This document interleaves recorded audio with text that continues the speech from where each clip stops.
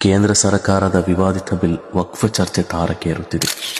ಭಾರತದಲ್ಲಿ ಮುಸಲ್ಮಾನರು ಇಲ್ಲದಂತಾಗಲು ಮೊದಲು ಅವರ ಸೊತ್ತುಗಳು ಇಲ್ಲದಂತಾಗಬೇಕು ಎಂದು ಕೆಲವರ ತಲೆಯಲ್ಲಿ ಫ್ಯಾಸಿಸ್ಟ್ ಚಿಂತನೆಗಳು ಓಡಾಡುತ್ತಿದೆ. ಬಹಳ ವರ್ಷವಾಯಿತು ನಮ್ಮ ದುರಾದೃಷ್ಟ ನೋಡಿ. ನಾವು ಭಾರತೀಯರು ಇದು ನಮ್ಮ ನೆಲ ಎಂದು ಸಾಬೀತುಪಡಿಸಲು ಬೀದಿಗಿಳಿದು ಹೋರಾಟಗಳನ್ನು ಮಾಡುತ್ತಲೇ ಬಂದಿದ್ದೇವೆ. ಇದೀಗ ಅವರು ಮುಸಲ್ಮಾನರ ವಕ್ಫಾಸ್ತಿಗೂ ಕೈ ಹಾಕಿದ್ದಾರೆ. ದೆಹಲಿಯ ಸುಲ್ತಾನರು 1806ರಲ್ಲಿ ಆರಂಭಗೊಳಿಸಿದ ವಕ್ಫ್ ಅದು ಹಿಂದೂ ನಿರ್ಣಯದಲ್ಲ ಎಂಬ ವಿಚಾರ ಎಲ್ಲರಿಗೂ ತಿಳಿದದ್ದೇ. ಅದು ಪ್ರತಿಯೊಬ್ಬ ಮುಸಲ್ಮಾನನ ಹಕ್ಕಾಗಿದೆ ಕೂಡ.